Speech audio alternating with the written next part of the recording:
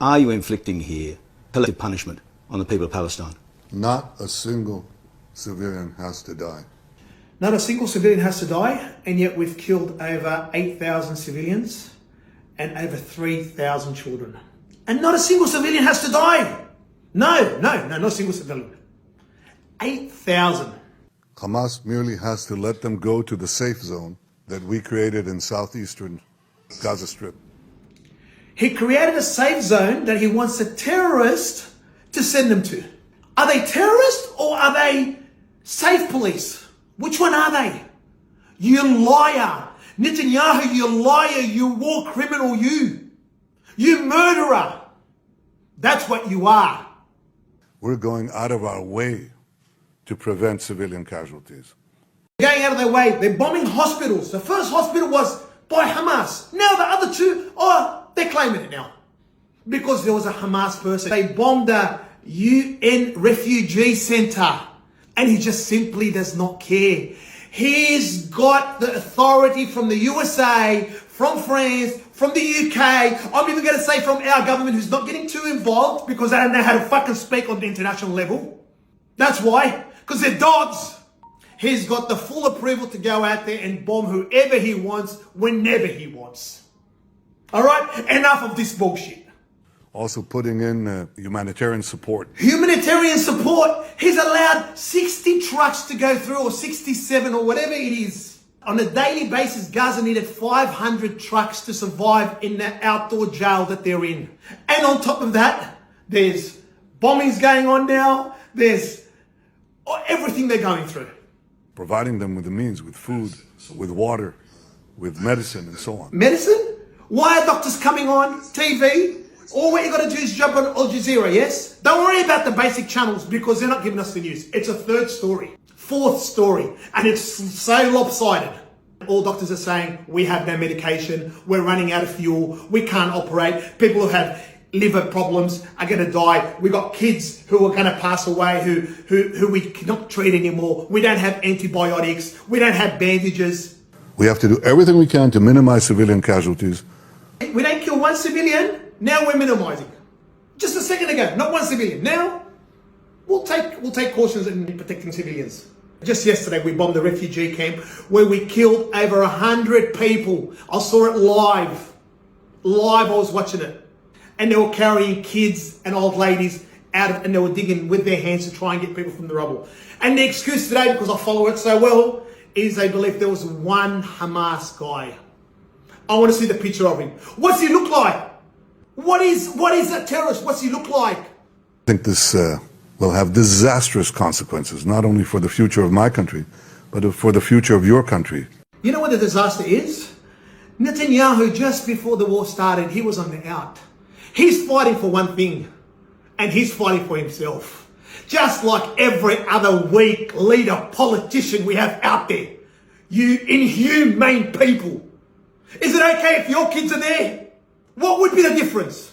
Would you, if your kid was held a hostage by Hamas as they put it, would you allow him to bomb and in any way put your kid at risk?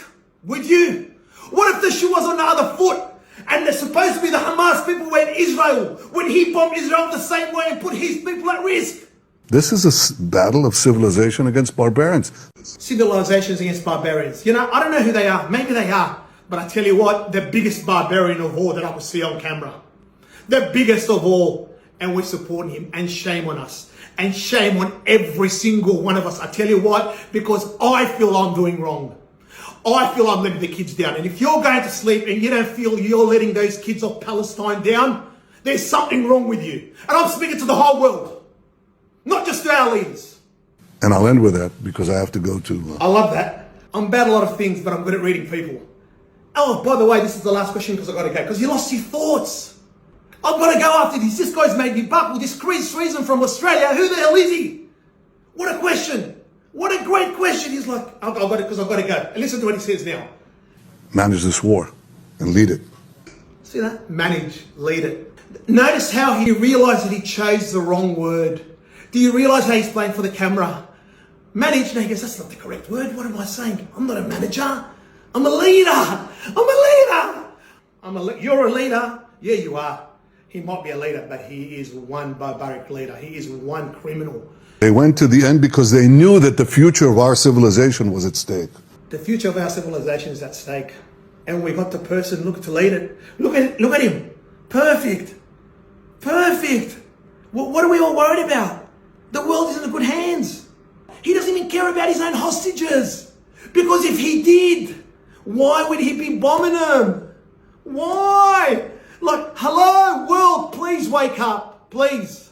You know how we're protesting? You know what they're saying behind doors? Let them protest. Who cares?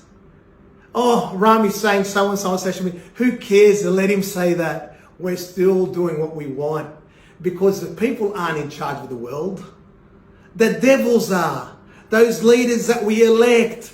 They think because we elect them, the democracy, they think they get the say. How, when the whole world doesn't want you to kill kids, how do you still kill kids? How? We have the United Nations. What hope do we have with the United Nations? It's run by America. It's in New York. As a famous president said in the past, if you want the UN, take it to your country and you pay for it. And we all know US gets a veto vote, so it doesn't matter what they vote. 120 countries voted for a ceasefire. 120 countries against 12. And you know what our country did, by the way, Australia? We abstained. We're not sure what to say. That was a difficult question. We don't know. We've already got something going on. Maybe we only know yes, no. All right, we abstained. But 120 countries spoke and said there needs to be a ceasefire immediately. This is inhumane. It doesn't matter. Because Netanyahu and the rest of them, I mean all of you, and you know who you are, you're guilty. You've got blood on your hands. Yeah, you've got blood on your hands. Enough is enough. Look, eventually, what's right will be right.